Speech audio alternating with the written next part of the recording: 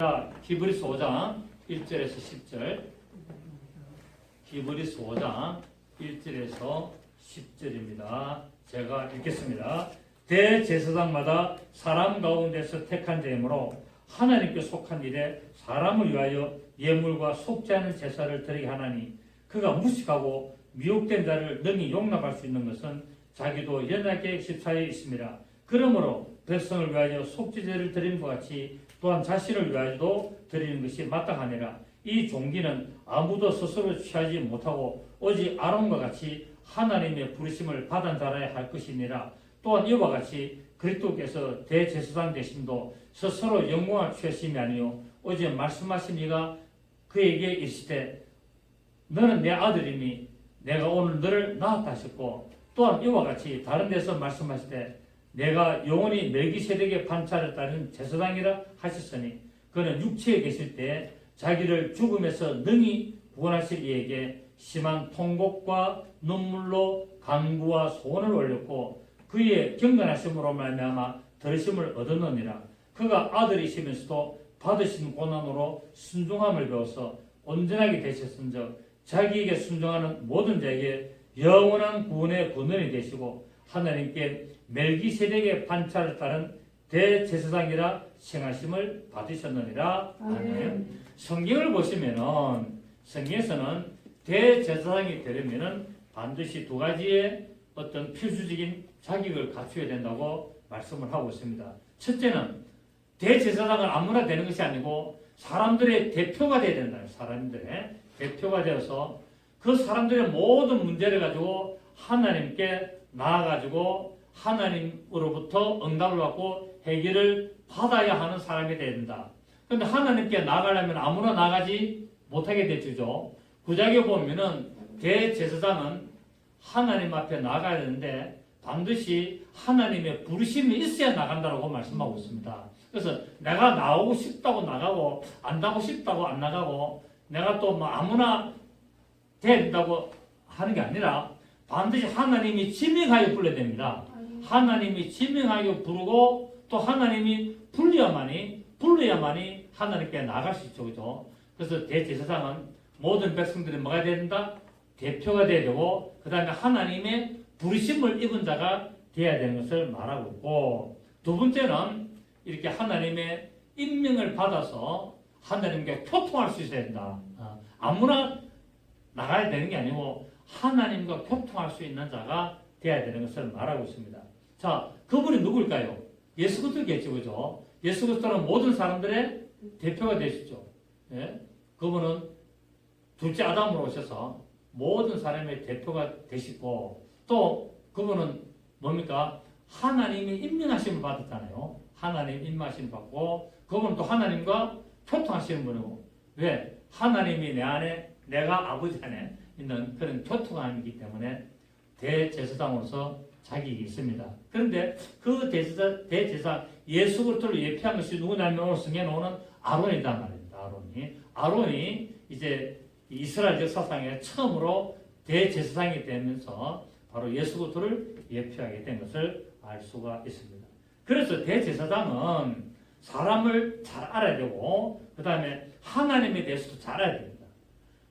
대제사장은 반드시 사람의 문제를 다 알아야 돼요.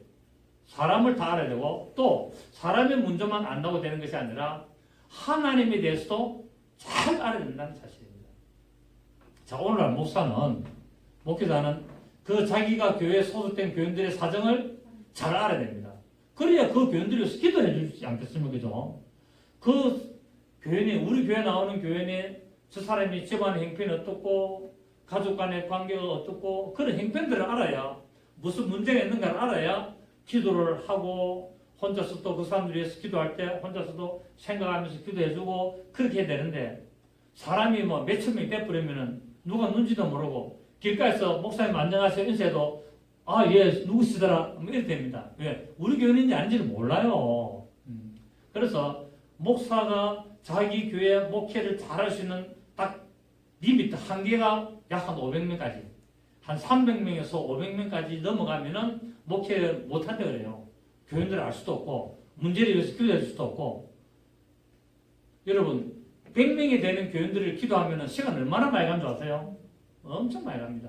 그런데 400명, 500명 교인들 다 기도해 주나요? 없죠, 그죠? 그렇습니다. 그래서 목회를 잘할 수 있는 딱 그 한계가 한 300명에서 많으면 한 500명. 그래서 예수님도 제자를 몇 명 키웠어요? 12명. 12명 벗어나면 못 키우는 거예요. 예수님께서도 그렇게 집중적으로 하신 것을 알 수가 있습니다. 그리고 또 사람에 대해서 잘 알았다고 되는 것이 아니라 하나님을 잘 알아야 됩니다. 하나님의 마음을 잘 알고 하나님의 뜻을 잘 알고 하나님의 경륜을 잘 알아서 사람들에게 하나님을 잘 소개해야 되고 하나님을 잘 가르쳐야 되고 또 하나님께는 우리 사람을 잘 알아서 그 사람들을 하나님께로 잘 인도하는 그 일을 하는 것이 바로 대제사장이 해야 됩니다. 이런 직분을 감당하기 위해서 예수 그리스도께서 사람이 되셨습니다. 왜? 반드시 대제사장은 누구로부터 나와야 된다? 사람이 대표가 되어 있기 때문에. 여러분, 호랑이가 사람이 대표가 될 수가 없습니다. 강아지가, 사자가, 얼룩말이 사람의 대표가 될 수 없습니다. 사자는 사자의 대표고 모든 짐승의 대표가 될 수 있을지언정 사람의 대표는 될 수 없습니다.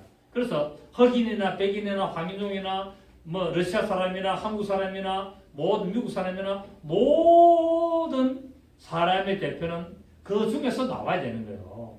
이처럼 대제사장도 반드시 사람이 돼야 된다. 그래서 예수님이 대제사장이 되기 위해서 뭐가 되셨다? 사람으로 오신 거예요.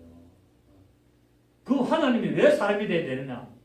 여러 가지 이유가 다 있는데 첫째 뭐라고 오늘 본문에서는 대제사장이 되기 위해서 사람으로 오셨다. 그를 말하고 하나님 앞에 마기 위하여 예물을 드리기 위하여 그래서 자기 자신을 제물로 하나님 앞에 예물을 드렸습니다. 여러분 사람의 대제사장도 자기를 위하여 제물을 드립니까 안 드립니까? 아론 대제사장도 자기의 죄를 속죄하기 위하여 예물을 드렸다고 성경에 말하고 있는 것처럼 예수 그리스도께서도 대제사장으로서 모든 인류의 죄를 그분의 몸으로 화목제물로 속죄제물로 드린 것을 알 수가 있습니다. 그리고 예수 그리스도께서는 사람이 되심으로 말미암아 사람의 연약함을 동정하셨습니다. 모른 체 하지 않았단 말이에요. 사람이 얼마나 연약하고 사람이 얼마나 그런 부분적으로 약한지를 동정하셨다는 거예요.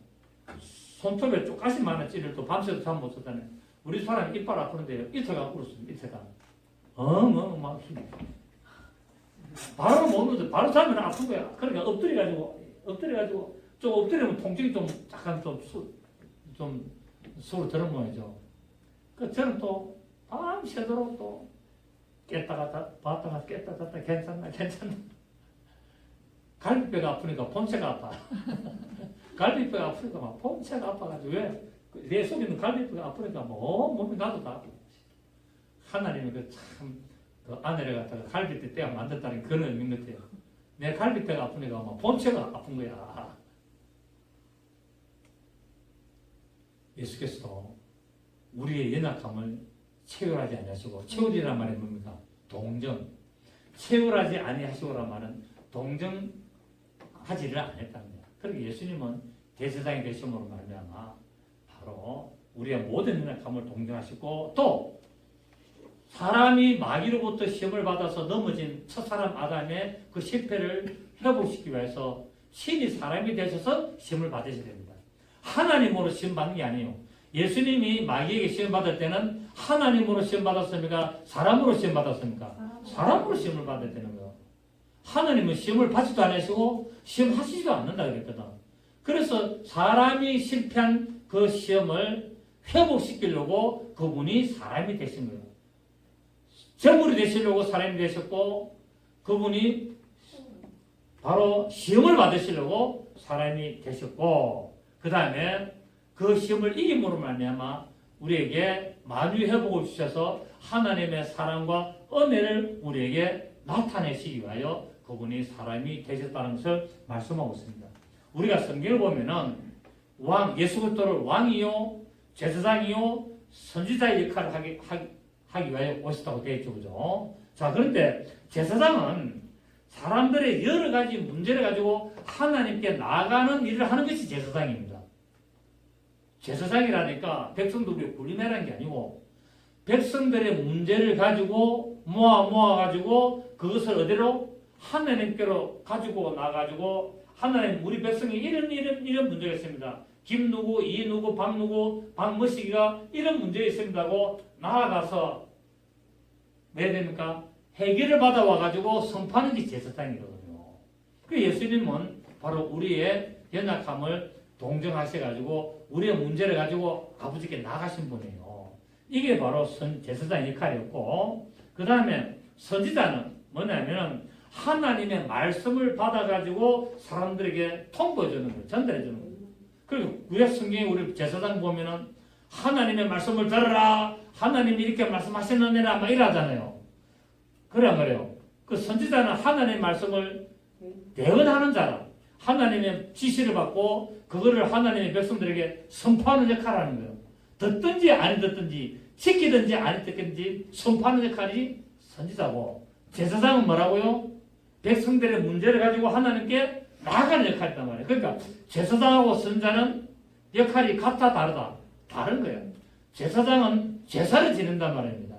제사를 지낼 때 우리의 허물과 잘못을 가지고 하나님 가져가가지고 용서를 받고 나오는 것이 제사장이고, 하나님의 말씀을 일방적으로 선포하는 게 선지자고, 왕은 뭐냐면 왕은 그 선지자로부터 선포되는 하나님의 말씀을 가지고 백성들을 올바로 다스리는 역할을 하는 것이 왕이란 말입니다. 그래서 예수님은 그분은 바로 왕이요, 제사장이요, 선지자 역할로서 다 하신 거예요. 하나님으로부터 말씀을 받아가지고 하나님의 말씀을 선포하고 가르치고, 그래서 백성들로부터 사람들로부터 잘못된 모든 것들을 하나님께로 가져가지고 모든 문제를 푸는 겁니다. 아시겠습니까? 그걸 어디서 풀었습니까? 십자가에 다 푸는 거예요. 십자가에서. 그게 예수 그리스도의 왕과 제사장과 선지자의 그 자격을 온전히 이룬 것을 알 수가 있습니다. 자, 오늘은 대제사장의 자격을 대해서 말씀하고 있습니다. 자, 1절에 보십니다. 대제사장마다 어디 가운데서? 사람 가운데서 택한다는 거예요. 그 마다라는 말은 1절에 마다라 했는데 대제사장마다라는 것은 뭡니까? 예외가 없다는 거예요. 이 세상에 있었던 모든 대제사장은 반드시 사람에서 나와야 된다는 거예요. 사람에서. 그래서 예수님께서도 맨 마지막에 대제사장으로서 완전하신 대제사장으로 사람이 되어오신 겁니다. 아멘. 네. 반드시 대제사장마다 사람 가운데서 택했다. 그래서 아론부터 해가지고 예수님 오시기 전까지 대제사장이 계속 반차를 따라서 나왔는데 이것을 온전히 이루시기 위하여 예수님이 사람이 되어 오셔가지고 대제사장 역할을 했습니다. 왜냐하면은 사람을 대신하여 일함으로 말미암아 하나님 앞에 모든 사람의 사정을 가지고 다 나가고 하나님 앞에 대속 제사를 드릴 수가 있기 때문에 그렇습니다. 여러분, 죄를 대속하는 방법은 레위기 17장 11절에서 피를 흘려야만이 됩니다.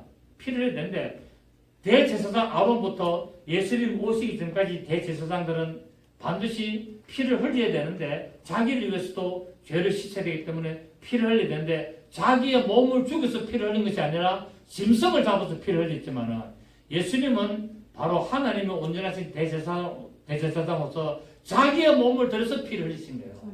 그래서 모든 인류의 죄를 싹 다 씻은 것을 알 수 있습니다. 자, 1절에 보니까 대제사장마다 사람 가운데서 택한 자이므로 하나님께 속한 일에 사람을 위하여 예물과 속지 않은 제사를 드리게 했다라고 말하고 있습니다. 그래서 대제사장은 하나님과 사람과의 중보자 역할을 하는 겁니다. 중보자. 예수님이 뭡니까? 우리의 중보자가 되시죠. 그래서 어떤 중보자가 되십니까? 하나님께 속한 그 일을 하는데 하나님께 속한 일이 뭐냐면은 예물과 속지 않은 제사를 드리는 거예요. 예물과 속지. 그 대제사장은 하는 일이 뭡니까? 대제사장은 백성을 위해서 하나님 앞에 예물을 드리고 속지 않은 제사를 집전하는 자가 대제사장인 것처럼 예수 그리스도께서 그분이 대제사장으로서 백성 앞에 그분이 백성의 죄를 속하기 위하여 그분 하나님 앞에 자기를 생축제물로 생축제물로 속죄제물로 이래 드신 것을 알 수 있습니다. 죄는 전적으로 하나님의 공의를 거스르기 때문에 인간의 죄를 살 수 있는 것은 오직 하나님뿐입니다. 사람은 절대로 사람의 죄를 살 수 없어요. 사람의 지은 죄는 용서해 줄 수가 있습니다. 내가 용서해 줄게. 그렇지만 그 영혼의 죄는 용서할 수 없습니다. 맞습니까? 사람의 영혼의 죄는 만드신 그 하나님만이 용서할 수 있는 거예요. 그래서 하나님이신 그분이 오셔서 모든 사람의 영혼의 죄를 그분의 육체에 담당하셨습니다. 아멘. 예수님은 말씀이 육신이 되었고 우리는 흙이 육신이 되었습니다. 맞습니까? 육신이라도 똑같은 육신 아니에요. 예수님의 육신은 말씀이 육신이 되었고 우리 인간은 흙이 육신이 되었습니다. 그렇기 때문에 우리의 영혼의 죄를 그분의 육신이 담당할 수 있는 겁니다. 아멘. 내가 예를 들어서 영집사님의 죄를 내 육신이 담당할 수 없습니다. 인간끼리 지은 죄는 용서해 주지만 저 사람의 영혼의 죄는 내가 용서할 수 없는 거예요. 내가 죽어도 안 되는 거예요. 반드시 뭡니까? 그 영혼의 죄는 그 영혼을 만드신 그분이 피를 흘리셔야 되는 겁니다. 아멘. 용서해 줘야 되는데 그 용서할 수 있는 방법이 뭐냐면은 모든 죄는 죽음으로 다 끝나는 겁니다. 모든 죄는 죽음으로 공소사실이 없음됩니다. 박은순이가 죽을 때 어땠습니까? 죽기 전에는 수사를 받았는데 죽으니까 뭐랬습니까? 공소사실 없음 따게 됩니다. 모든 죄인들이 딱 자살을 하든지 죽어버리면은 바로 공소사실 없음. 노무현이가 떨어져가지고 날개가 있는 줄 알고 뛰내렸는데 날개 없었거든요. 그렇다든가 이제 부흥이 바에서 자기가 부흥인 줄 알고 뛰내렸는데 날개가 없는 거라. 아차하는 순간에 죽어버렸어요. 그러니까 수사받다고 그랬습니까? 공소사실 없음 끝난 겁니다. 죄가 없다 이 말이에요. 인간은 그래도 제가 영혼의 죄는 있죠. 그 인간은 죽음이니까 공소사실 없음, 죄가 없음 딱 되는 거예요. 그런데 인간의 모든 영혼의 죄는 반드시 그 창조하신 그분이 대신 담당하셔야만 되기 때문에 인간의 영혼의 죄를 그분의 육신으로 담당하신 겁니다. 왜? 말씀이 육신이 되셨고 말씀이 창조했기 때문에 우리는 흙이 육신이 되기 때문에 이 차이가 있는 것을 생각하시기를 바랍니다. 그래서 예수 그리스도께서는 죄가 없으신 분이고 죄를 알지도 못하신 분이고 죄를 짓지도 않으신 분이 인간의 죄를 대속하기 위하여 신인 사람이 되시고 자신의 몸을 속죄제물로 드림으로 더 이상 인간이 죄를 위하여 제사를 드릴 수가 없도록 필요가 없도록 만들어버린 겁니다. 이제는 내 죄를 위하여 속죄제물을 드릴 수 있습니까? 없습니까? 없습니다. 이제는 짐승의 피를 드릴 필요가 없는 거로. 왜? 예수님이 나의 영혼의 죄를 위하여 속죄제물을 드려봤기 때문에 십자가에서 그분이 죽으시기 때문에 이제는 인간이 어떤 인간도 속죄제물을 드릴 필요가 없고 나를 위하여 속죄제물을 되셨다는 사실을 믿고 고백하면 되는 거예요. 예수님이 내 영혼의 죄를 용서하시기 위하여 그분이 2000년 전에 십자가에서 죽으신 것을 믿습니다. 그래서 나는 내 영혼의 죄가 사라졌음을 믿습니다라고 고백하면 끝나는 겁니다. 자, 내 영혼의 죄는 사라졌습니다. 맞습니까? 예수 그리스도를 믿고 고백함으로 말미암아 내 영혼의 죄는 사라졌는데 지금 뭐가 있습니까? 내가 육신을 짓는 죄들이 계속 있는 거예요. 이것을 성경에는 우리는 죄라고 하지만은 성경에서는 죄들, 곧 다른 말로 허물들이라고 이야기하는 겁니다. 허물들. 그러니까 죄는 있으면은 천국 못 가요. 맞습니까? 죄가 있는 상태로 천국 갑니까? 못 갑니까? 반드시 죄가 없어야 천국이거든요. 그래서 천국을 가기 위해서는 예수 그리스도를 믿고 고백하면은 그 죄가 용서받기 때문에 그 영혼의 죄가 용서받은 말미암아 천국 갑니다. 그런데 뭐가 문제다? 내 육신으로 짓는 죄들이 있다는 거예요. 이걸 없애야 되는데 그렇다고 해서 예수님이 십자가를 또 못 박아 죽을 수도 없다는 거예요. 그래서 방법이 뭐냐면 고백해라는 거예요. 회개하고 고백하는 순간에 다 용서가 된다는 거예요. 근데 그걸 고백하지 않고 죄가 계속 사 있으면은 천국 간다 못 간다? 못 간다. 그것이 가로막고 있다는 거예요. 그 내 육신으로 지은 죄들이, 행위들이, 영혼은 용서를 받아서 구원함을 받았는데 내 육신으로 계속 죄를 지음으로 말미암아 천국 가는 길이 막히게 되는 겁니다. 아시겠습니까? 그죠? 그거를 우리는 아셔야 돼요. 그래서 내가 나는 예수 믿고 교회 다니니까 나는 반드시 무조건 천국 가야 천만의 만만의 말씀 애나 콩콩 어린 반풀이도 없습니다. 육신의 죄들을 왜 된다고요? 용서를 받아야 돼요. 그거를 처리를 해야 되는 거예요. 그래야 뭡니까? 천국 가는 길이 막혀있던 것이 뚫리게 되고 열리게 되는 겁니다. 아멘입니까? 그래서 내 영혼으로 구원을 받았지만은 내 육신의 죄로 말미암아 천국 가는 길을 가로막는 행위가 있어서는 안 되겠다. 이거를 막힌다면 흐려야 되겠다. 아멘. 그래서 우리가 회개하고 우리가 기도하고 우리가 표들을 해가지고 우리가 두리고 떨림으로 달려가는 것을 알 수가 있습니다. 그래서 이 중보 사역을 담당하는 일을 하나님께서 세우셨는데 그분이 바로 대제사장이신 예수 그리스도이시고 그분이 인간의 죄를 대속하기 위하여 어린 양으로서 그분이 제단에 바치신 것을 알 수가 있습니다. 자, 오늘 2절에 보시면은 그가 무식하고 미혹된 자를 능히 용납할 수 있는 것은 자기도 연약에 입사했습니다. 자, 여기서 아론, 대제사장 아론이 무식하고 미혹된 자를 능히 용납할 수 있는 것은 자기도 이런 인간이라는 연약에 휩싸이기 때문에 할 수 있다는 겁니다. 아멘. 이해되시나요? 그래서 대제사장 아론도 역시 인간이기 때문에 연약한 상태를 벗어나지 못함으로 모든 무식하고 연약한 자를 다 능히 담당할 수가 있다. 이것은 결국 예수 그리스도께서 아론보다도 우월하시고 아론보다도 탁월하신 능력을 가진 대제사장으로서 단번에 속죄제사를 드리기 위하여 모든 인간의 무식하고 미혹된 자를 다 용납하러 오신 겁니다. 아멘. 아론이 무식하고 미혹된 자를 용납하고 받아들여서 하나님 앞에 속죄제물을 가지고 간 것처럼 예수 그리스도는 아론보다도 더 우월하시고 더 뛰어나시고 더 탁월하기 때문에 모든 인류의 죄를 가지고 다 담당할 수 있다는 것을 말하려고 하는 거예요. 아멘. 여기서 무식하다는 말은 공부를 못했다는 말이 아니라 하나님을 알지 못하는 걸 말하고 있다는 거예요. 이 무식하다는 말도 우리 개념을 보면 저거는 초등학교도 안 나가지고 완전 일장 무식이다. 그 말이 아니고 아무리 대학원을 하고 박사가 돼도 하나님을 알지 못하면 어떤 자다? 무식하다는 거예요. 없을 무자에 지식자 해가지고 하나님을 알지 못한다는 말입니다. 무식이라는 말이에요.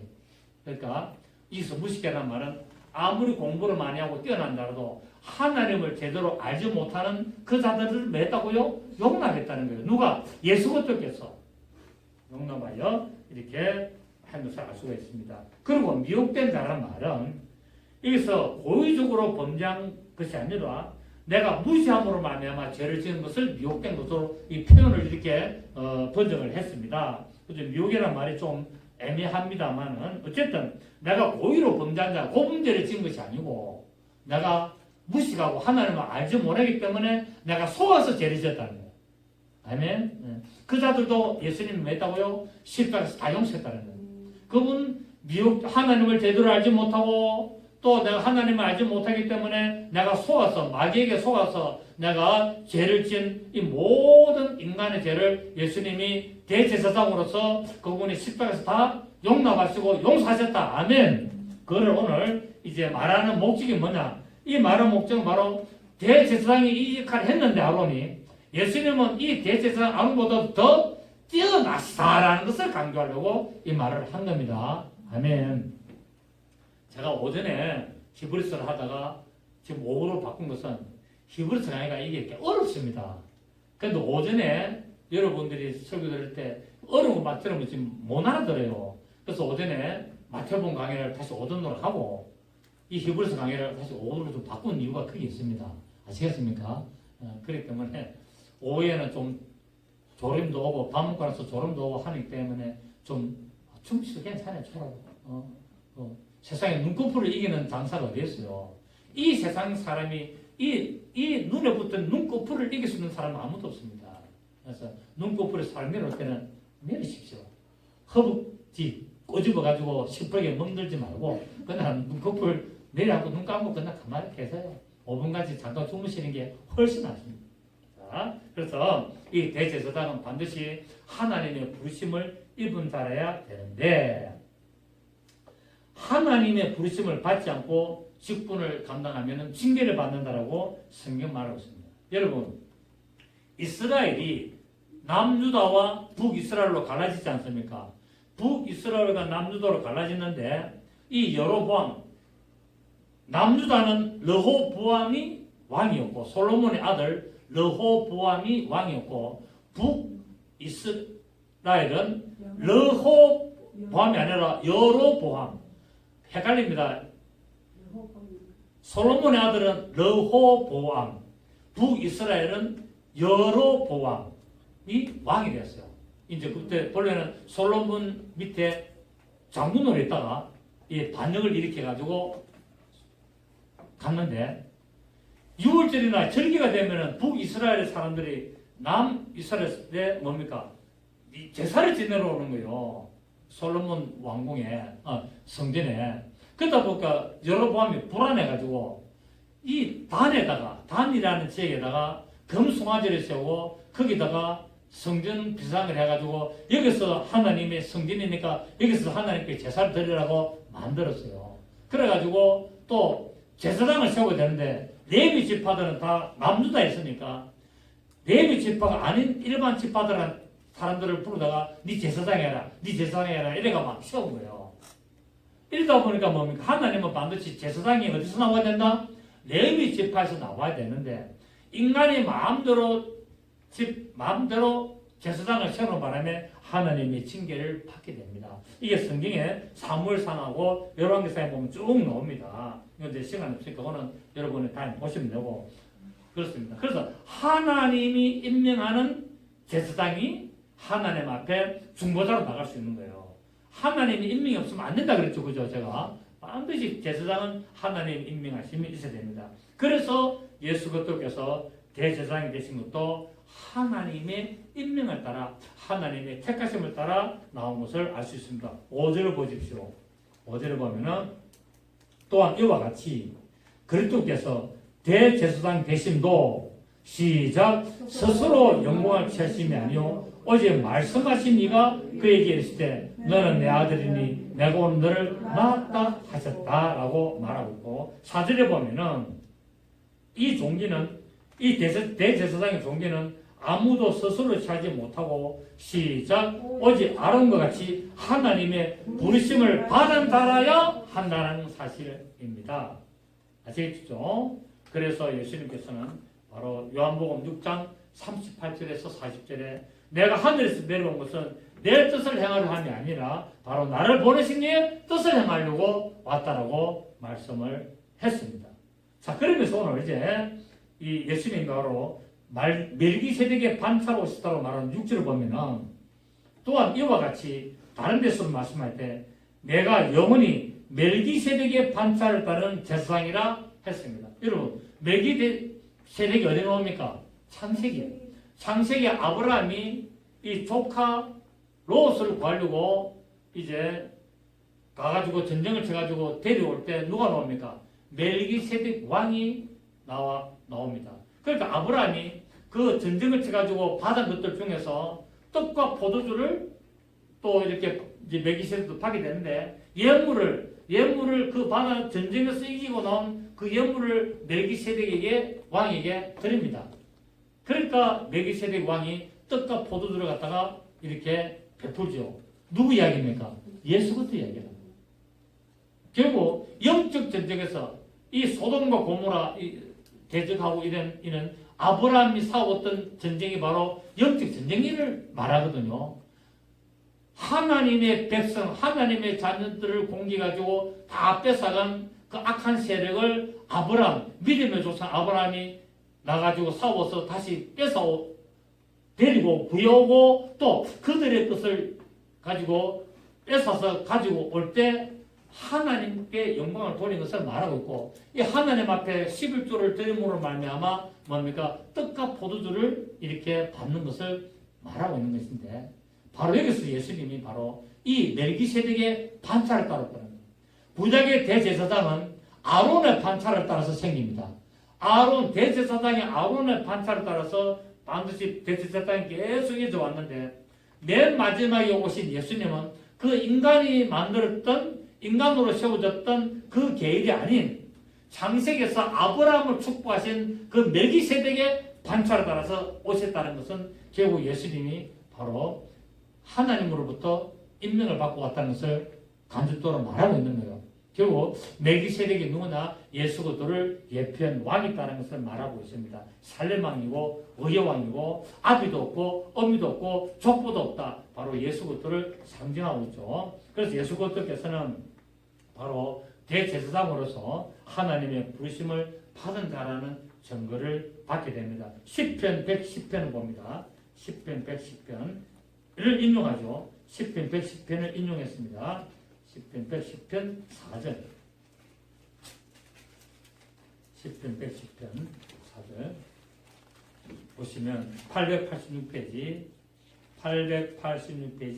10편 110편 4절 시작. 여호와는 맹세하고 변하지 아니하시리라. 이르시기를 너는 멜기세덱의 서유를 따라 영원한 제사장이라 하셨다. 자, 예수님 보고 지금 이야기하는데 이 다윗의 시를 통해서 예수님을 말하는데 예수님은 멜기세덱의 서유를 따라서 영원한 제사장이 된다는 거예요. 인간의 제사장은 그 단계로서 끝나지만 예수님은 영원한 제사장이 돼버렸다는 거예요.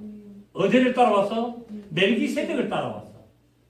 아론을 따라오면 반드시 죽고 또 죽고 해야 되지만은 멜기세덱의 반차는 영원히 살아있다는 거야. 창세기에 나타났던 멜기세덱이 영원히 살아있다는 거야. 영적으로. 이해가 되십니까? 그 반차를 따라왔기 때문에 예수님은 사람으로부터 나타난 임명된 것이 아니라 하나님으로부터 직접 임명을 받았다는 겁니다. 아멘. 그래서 이제 예수 그리스도께서는 살렘 왕이었던 제사장 멜기세덱의 반차를 따른 이 왕이라는 것을 알 수 있습니다.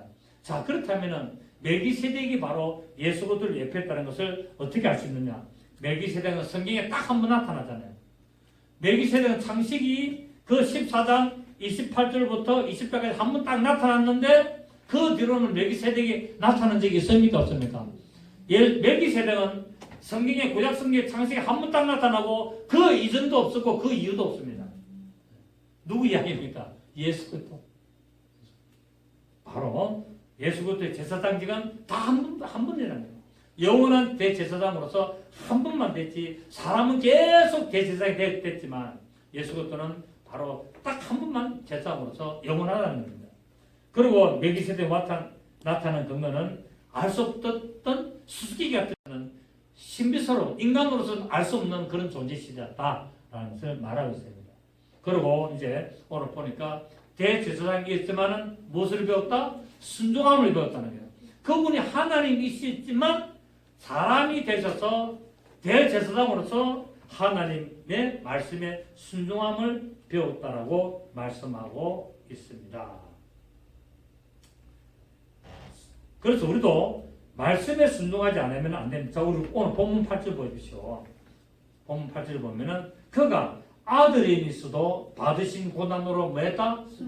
여러분, 여건이 좋으면은 순종이 잘 되잖아요. 그죠?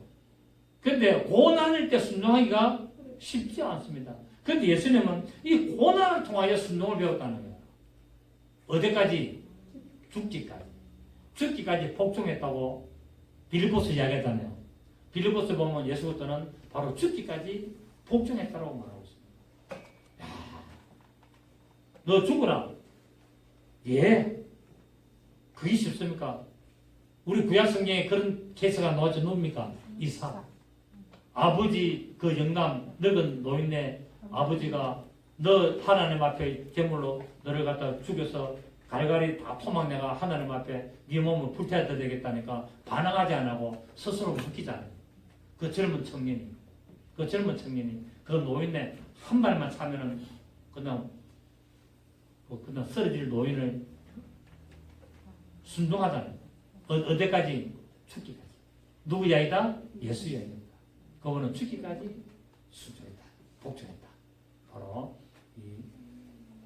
이삭과 아브라함의 그 모리아산의 이야기. 그래서 예수님이 어디서 죽습니까? 모리아산이나 거기서 십자가에 못 박혀 죽잖아요. 그 모리아산.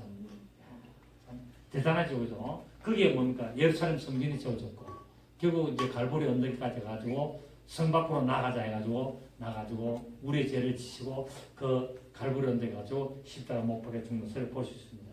그런데 예수 그리스도께서는 하나님 앞에 기도할 때 어떻게 올렸다? 심한 통곡과 눈물로 간구와 이제 실제로 보십시오. 실제로 보면은 그는 육체에 계실 때 자기를 죽음에서 능히 구원하실 이에게 심한 통곡과 눈물로 간구와 손을 올렸고 그의 경건하심으로 말미암아 시작 우리의 기도가 하나님 앞에 들으심을 받게 하려면 왜 된다고요? 경건해야 된다. 경건. 그분의 경건하심으로 말미암아 하나님에게 들으심을 얻었다는 거예요. 그분의 기도가 뭐다고요? 상달되고 기도의 응답을 받았다는 거예요. 뭐로 말미암아? 경건함입니다. 여러분의 신앙생활이 경건하시기를 바랍니다. 경건이 뭐예요? 그러면은 이거 막 그냥 하얘 막 거룩하게 막 그렇게 경건입니까? 그게 아니죠. 경건이라는 말은 하나님을 최고로 여기는 게 경건이란 말이에요. 그러니까 예수님은 아버지를 뭐랬다? 최고로 여겼다는 거예요. 보경아, 너는 아버지가 최고지.